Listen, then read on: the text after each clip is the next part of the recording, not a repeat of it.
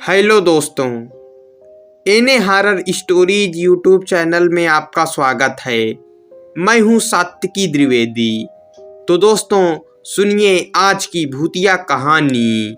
तो बढ़ते हैं आज की भूतिया कहानी की ओर। मेरा नाम हिरल मेहता है और मैं सूरत का रहने वाला हूँ। जीएस रोड पर हमारी किराने की बड़ी दुकान है। आज मैं हमारे दुकान पर काम करने वाले ललित के बारे में बताना चाहता हूँ। ललित वैसे तो एक मेहनती लड़का था, लेकिन शायद उसे कुछ दिमागी तकलीफ थी।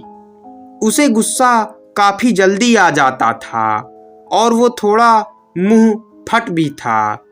गरीब घर का लड़का समझकर हम उसे काम पर रख तो लिए, लेकिन हमें मालूम नहीं था कि ये हमारी सबसे बड़ी गलती साबित होगी। आज ललित तो इस दुनिया में नहीं है, लेकिन ललित का खौफनाक प्रेत आज भी दुकान पर दिन रात मंडराता रहता है। 1 साल पहले एक दुखियारी औरत हमारी दुकान पर आई। उसने हाथ जोड़कर कहा कि मेरे बेटे के लिए कुछ काम ढूंढ के दे दीजिए। इस तरह ललित को जाने बिना ही हमने काम पर रख तो लिया, लेकिन धीरे धीरे ललित का गुस्सैल स्वभाव सामने आने लगा। तब ललित हमारे लिए मुसीबत बन गया। पापा ने उसे कई बार समझाया, लेकिन उस लड़के पर कोई असर नहीं हुआ। एक दिन ललित हमारे पुराने ग्राहक से लड़ाई करने लगा और वो ग्राहक बिना सामान लिए दुकान से चला गया। मेरे पापा को और मुझे काफ़ी गुस्सा आया, क्योंकि अब ललित की वजह से हमारा बिजनेस खराब हो रहा था। मैंने और पापा ने उसे खूब डांट कर घर चले जाने को कहा और उसे यह भी बोल दिया कि तुम कहीं और काम ढूंढ लो।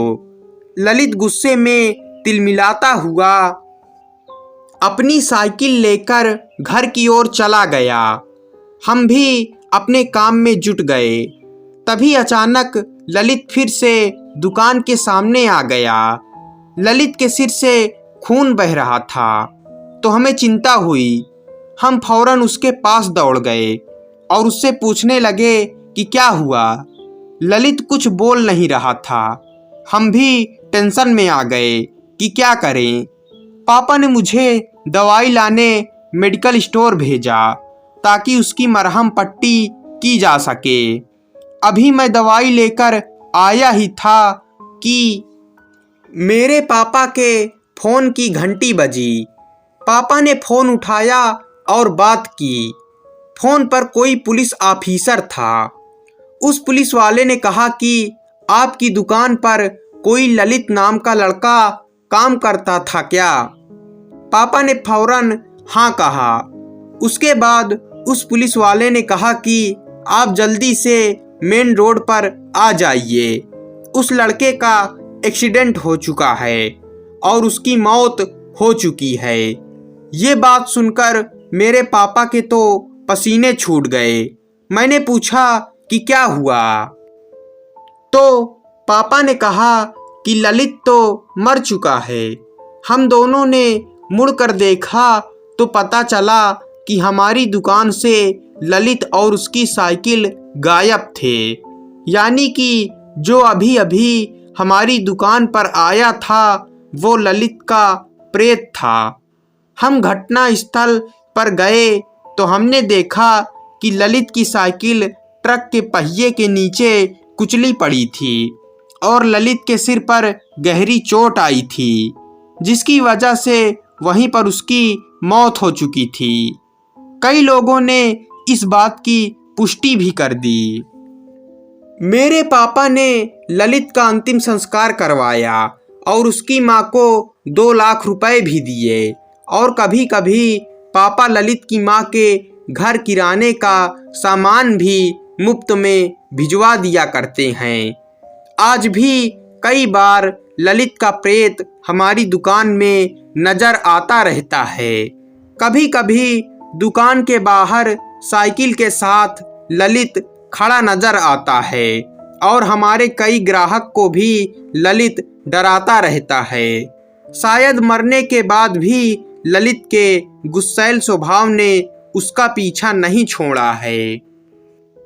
पापा कभी कभी कहते हैं कि ललित को काम से नहीं निकाला होता तो शायद वो आज जिंदा होता, लेकिन मैं पापा को संतावना देकर समझाता रहता हूँ कि मौत और ग्राहक कभी भी आ सकते हैं, उसे कोई टाल नहीं सकता। उसका समय पूरा होना था, इसीलिए वो चला गया। वो एक एक्सीडेंट था, उसमें हमारा कोई दोष नहीं है। तो दोस्तों, ये कहानी यहीं पर खत्म होती है। कहानी पसंद आई हो तो वीडियो को लाइक, चैनल को सब्सक्राइब कर दीजिएगा। मिलते हैं अगली भूतिया कहानी में।